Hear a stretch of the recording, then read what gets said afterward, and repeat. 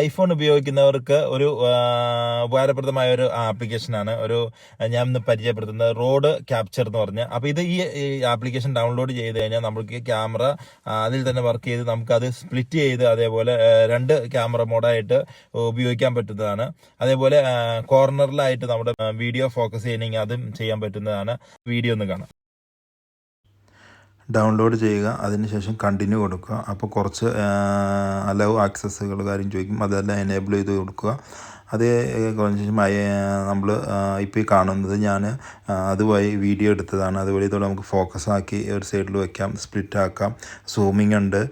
പിന്നെ 4K ആണെങ്കിലും full HD ആണെങ്കിലും നമുക്ക് റെസൊല്യൂഷൻ ചേഞ്ച് ചെയ്യാൻ പറ്റും.